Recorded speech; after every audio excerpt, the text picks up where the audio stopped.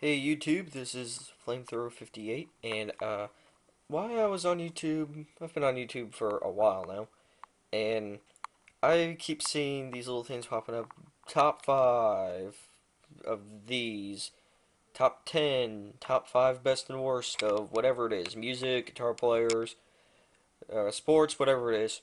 So I'm going to have a couple of these, I'm going to have a playlist of the top 5 best and worst, and sorry for the handheld camera here, I'm kind of without a tripod today, but this is Oh, off center. The top 5 best and worst WWE superstars. Now, for all you WWE fans, sorry about the fingers there. Um, this is, in my opinion, and I'm not basing this off of popularity whatsoever. I'm basing this off of like amounts of wins you've had, these guys had, whether they're dominant or not, and just their overall, I don't know how to say it, rating, I guess. So anyway, let's get started. I'm gonna start with the worst. Edge. Um, I'd like him better if he won a title without uh doing something really gay, like hooking up with the general manager or cashing in Money in the Bank after an Elimination Chamber match. That was kind of really lowering the bar on the low scale to me. But anyway, I'm not gonna spend much time on Edge. Let's move on to this fifth best. Jeff Hardy. I had trouble naming the top 5 best.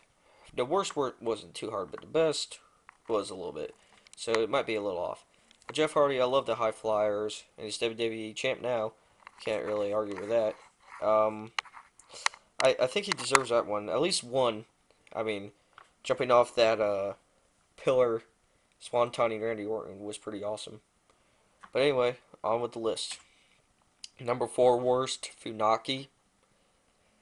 I think I've seen him win like one match in 3 years. I haven't even. I think I've seen him about 10 times in 3 years. I don't even know why he's on here.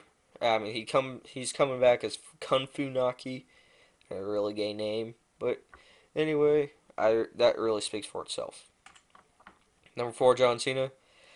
I'm gonna get a ton of crap for this. I'm either gonna say, "Oh, you're a Cena fan," which I'm really not, and or I didn't place Cena high enough.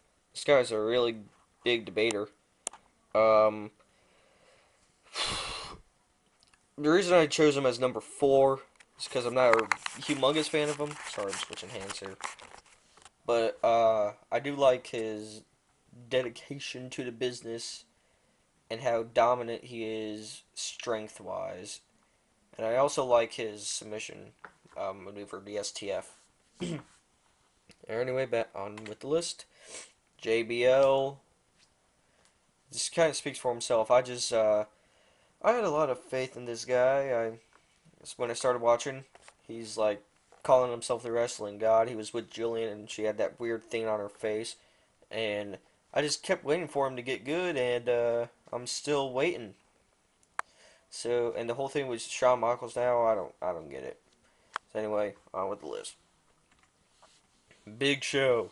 He's one of my favorites. When I started watching, he was the undefeated tape, one half of the undefeated.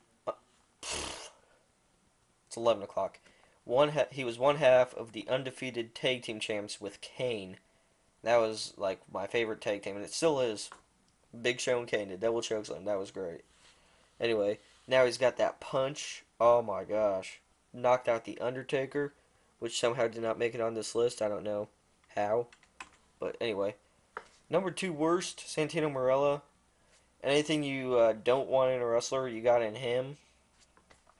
I mean, the only thing he has is a really cool tattoo on his back, and otherwise he's fat. He's got an Italian accent, and he like loses all of his matches. And if he doesn't, he celebrates like it's freaking New Year's Eve in New Orleans.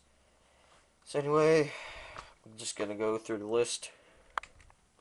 Number 2, Triple H, 11-time uh, world champion slash WWE champion. Can't really argue with those odds. And he's freaking huge. If you see him up close or in live, his arms are dang. And I think Triple H speaks for himself on this one. Now for the number one worst, I'm either going to get a lot of crap for this or just a whole bunch of nasty comments. Eugene, yeah. This picture kind of just tells the story. Here, I think I don't even know if he's around anymore, but I don't see a finisher. He didn't have a finisher. The only closest thing he got to a finisher was the windmill, and that does absolutely nothing. All it proves is that WWE is scripted because no guy in his right mind is going to act dizzy after a guy with an IQ of, I'm going to get a lot of crap for this, a guy with the IQ of 62 spins him around about 10 times in the air. He's not going to fall down and lose the match because of this. Any WWE superstar somehow watching this, if you lost to this guy, I feel horrible for you. And now for the number one best, I'm gonna get so much crap for this one too. But hey, you gotta like that picture.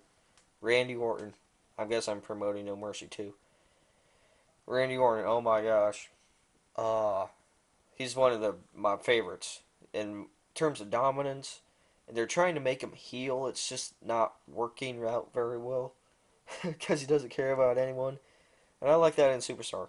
I don't like the superstars that like, oh, I'm gonna beat up Edge, but Batista, you're fine, you're down, but I'm gonna beat up on the fresh Edge and try to pin him instead because I have honor.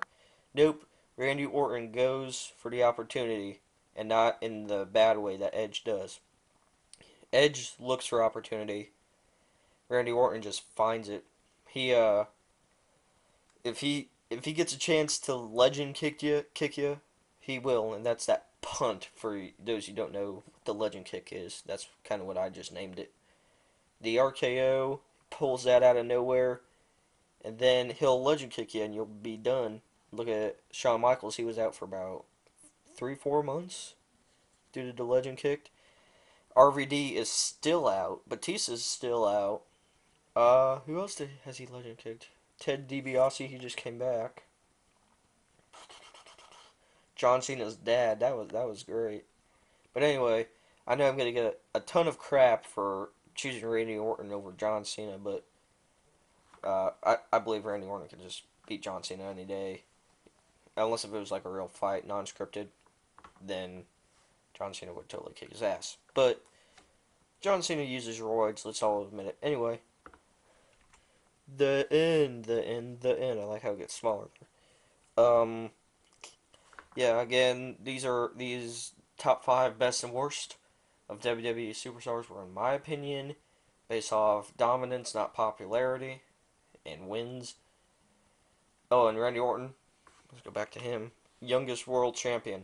Gotta admire that. Oh, and a 7 to 8 month reign as WWE champion. That's pretty impressive too. Anyway, now the end.